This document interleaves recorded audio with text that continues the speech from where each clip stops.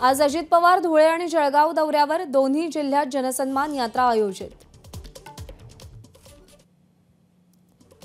मालेगाव, धुळे आणि जळगाव जिल्हा दौऱ्यावर असलेल्या उपमुख्यमंत्री अजित पवारांच्या सुरक्षेत वाढ।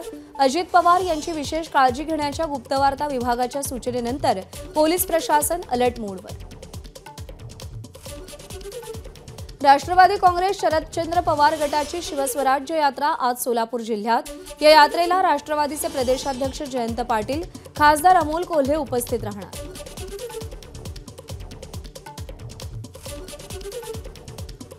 राष्ट्रवादी शरद पवार पक्षाच्या शिवस्वराज्य यात्रेचं स्फूर्तिगीत जाहीर। निष्ठावंतांची निघाली स्वारी अशा आशयाचं स्फूर्तिगीत जयंत पाटलांनी सोशल मीडियावर पोस्ट केलं।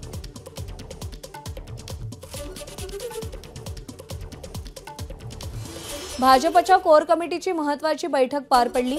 या बैठकीमध्ये विधानसभेच्या जागावाटपासंदर्भात चर्चा। बावनकुळे, देवेंद्र फडणवीस, आशिष शेलार आणि रावसाहेब दानवे यांसह अनेक नेते उपस्थित।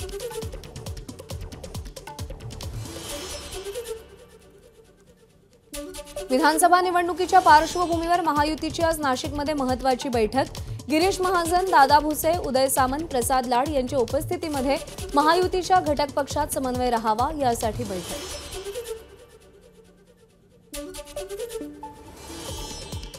फडणवीसांच्या विरोधात लढण्यास काँग्रेसमधून अनेक जण इच्छुक, विकास ठाकरेंची माहिती। तर नागपुरातील 6 मतदारसंघांसाठी 71 इच्छुकांनी काँग्रेस पक्षाकडे अर्ज केल्याचीही विकास ठाकरेंची माहिती। विधानसभेच्या पार्श्वभूमीवर शिवसेना ठाकरे गटाचं आमदार मिलिंद नार्वेकर कोकण दौऱ्यावर। विधानसभा मतदारसंघनिहाय आढावा घेण्यासाठी आजपासून नार्वेकर 14 ऑगस्टपर्यंत कोकण दौऱ्यावर। माजी मंत्री शिवाजी कर्डिलेंच्या पाठोपाठ भाजपमधूनच सुवर्णा पाचपुतेही श्रीगोंदा मतदारसंघातून निवडणूक लढण्याच्या तयारीत। सुवर्णा पाचपुते फिक्स उमेदवार असे बॅनर झळकल्यानं आता कोणाला उमेदवारी मिळणार याकडे लक्ष। संजय राऊतांनी भाकरी शिवसेनेची आणि चाकरी पवारांची केली, त्यामुळे त्यांनी गद्दार नंबर 1 चित्रपट काढावा। दादा भुसेंचं संजय राऊतांच्या धर्मवीर चित्रपटावरून केलेल्या टीकेला प्रत्युत्तर। तुमच्याच लोकांनी तुमचा गेम केला। अनिल देशमुखांनी फडणवीसांवर केलेल्या आरोपांनंतर आमदार परिणय फुकेंचा पलटवार। खरं खोटं करायचं असेल तेव्हा नार्कोटेसला तयार व्हा, फुकेंचं देशमुखांना आव्हान। खासदार, आमदार, पोलिसांच्या स्टिकरचा सर्वसामान्य नागरिकांकडून होत असलेला गैरवापर खपवून घेतला जाणार नाही। हायकोर्टानं पोलिसांना खडसावलं, कठोर कारवाईचे कोर्टाचे पोलिसांना निर्देश।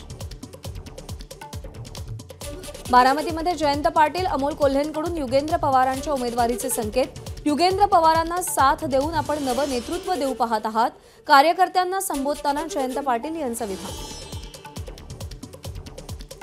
मुंबईचे माजी पोलीस आयुक्त संजय पांडे विधानसभा निवडणुकीच्या रिंगणात। पांडेंनी वर्सोव्याच्या झुलेलाल मंदिरामध्ये नतमस्तक होऊन प्रचाराला सुरुवात केली। सिंधुदुर्गामध्ये 12 आणि 14 ऑगस्ट रोजी जनता दरबार आयोजित। पालकमंत्री रवींद्र चव्हाण यांची घोषणा। सर्वसामान्य जनतेचे प्रश्न सोडवण्यासाठी जनता दरबाराचं आयोजन। 24 फेब्रुवारीला नांदेडला स्वातंत्र्य मिळालं। काँग्रेसचे प्रदेशाध्यक्ष नाना पटोलेंची अशोक चव्हाणांवर टीका। अशोक चव्हाणांनी 24 फेब्रुवारीला भाजपमध्ये प्रवेश केल्यानं पटोलेंची टीका। साताऱ्यात मायणी येथील मेडिकल कॉलेजमधील कोविड घोटाळा प्रकरणात जयकुमार गोरेंवर गुन्हा दाखल। या प्रकरणामध्ये हायकोर्टानं सातारा पोलिसांना सखोल चौकशी करून कारवाई करण्याचे आदेश दिले। समृद्धी महामार्गावरती 7 कृषी केंद्र होणार। महामंडळाचा सविस्तर प्रकल्प अहवाल 15 दिवसात जाहीर होण्याची शक्यता। जमिनींच्या मोबदल्यात 30% विकसित भूखंड दिला जाणार। उरण हत्याकांड प्रकरणामध्ये यशस्वी शिंदेचा मोबाईल पोलिसांच्या हाती, त्यामुळे हत्याकांडातील आणखी धागेदोरे समोर येण्याची शक्यता। 5 वर्षापासून फोनद्वारे संपर्कात असल्याची आरोपीनं कबुली दिली होती। पुण्यामध्ये झिका व्हायरसच्या रुग्णांची संख्या 75 वर, त्यात 30 गर्भवतींनाही झिकाची लागण। तर आतापर्यंत झिकाच्या 4 रुग्णांचा मृत्यू। डहाणूकर कॉलनीत सर्वाधिक रुग्ण।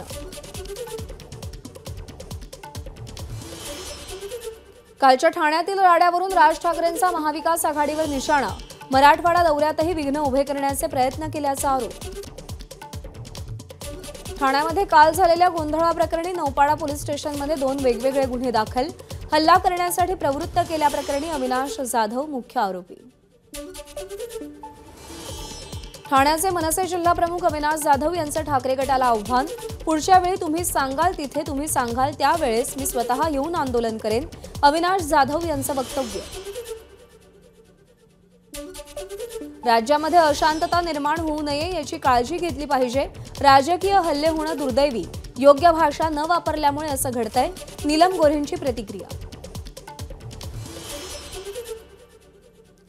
आगामी निवडणुकीतही एकनाथ शिंदेच मुख्यमंत्री होतील. महाविकास आघाडीचं सरकारच येणार नाही. त्यामुळे उद्धव ठाकरे मुख्यमंत्री होण्याचा प्रश्नच उद्भवत नाही. नीलम गोऱ्हेंचं वक्तव्य. उद्धव ठाकरे राष्ट्रीय नेते आहेत. त्यांच्यावर प्राणघातक हल्ला झाला तेव्हा पोलीस काय करत होते? जितेंद्र आव्हाडांचा सवाल. तर पोलिसांची चूक असल्याचंही वक्तव्य. अकोल्यामध्ये देवेंद्र फडणवीसांच्या ताफ्यात सुरक्षा यंत्रणेची चूक. फडणवीसांचा ताफा महामार्गावर आला तरी सुद्धा सुरक्षा यंत्रणेचा ताफा मागे राहिला. चूक लक्षात आल्यावर पोलिसांची धावाधाव.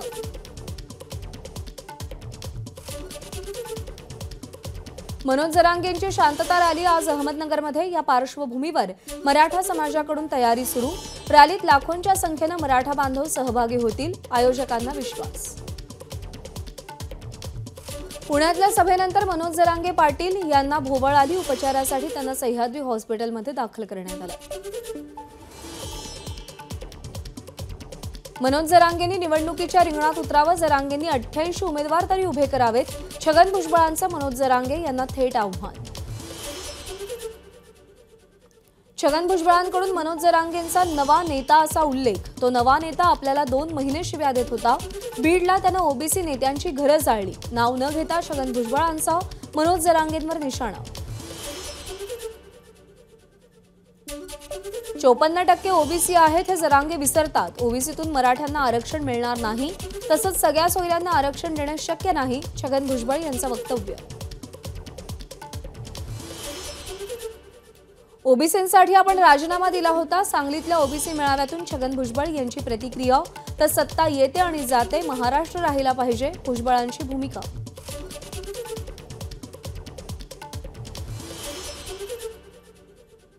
विशाळगड प्रकरणी आज हायकोर्टात सुनावणी. विशाळगड परिसरातील बेकायदेशीर बांधकामावर प्रशासनाच्या कारवाईला हायकोर्टाकडून स्थगिती.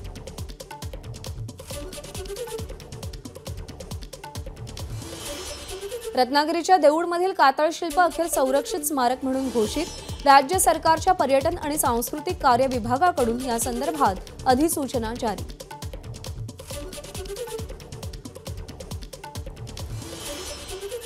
क्रीडा पत्रकारांच्या जागतिक मासिकाचं पॅरिस ऑलिम्पिकमधील मुख्य मीडिया सेंटरमध्ये वितरण.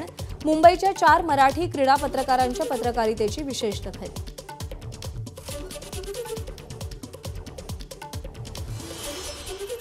अमरावतीच्या राजकमल चौकातील स्पा सेंटरवर पोलिसांची धाड. तरुण तरुणींना ताब्यात घेतलं. स्पा सेंटरच्या नावाखाली अश्लील चाळे होत असल्याचं समोर. नागपूरच्या VNIT रोड परिसरात हिट अँड रनची घटना. उभ्या कारला मागून दुसऱ्या कारनं धडक दिली. अपघातामध्ये कारमधील 1 जण जखमी. पोलिसांकडून आरोपींचा शोध सुरू. साताऱ्याच्या कोरेगावमध्ये टेम्पो आणि कंटेनरची समोरासमोर धडक. अपघातानंतर कंटेनरनं पेट घेतल्यानं दोघांचा होरपळून मृत्यू तर 2 जण गंभीर जखमी.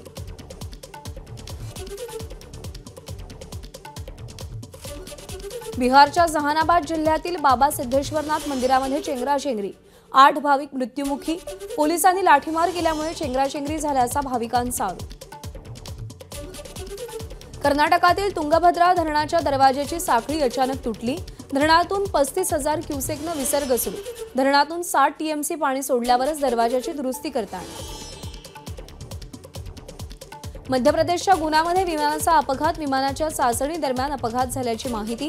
जवळपास 40 मिनिटांच्या उड्डाणानंतर विमानाचा तोल गेला.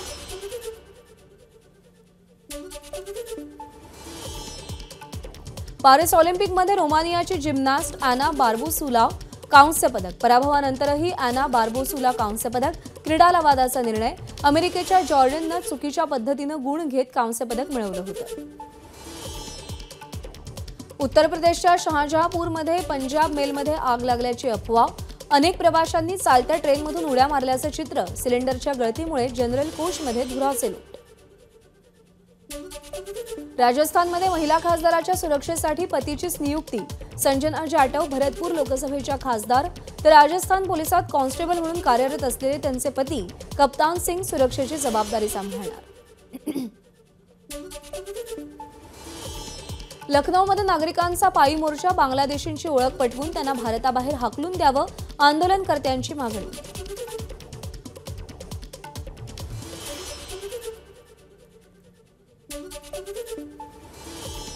बांगलादेशमध्ये हिंदू समाजाकडून विराट मोर्चा काढण्यात आला.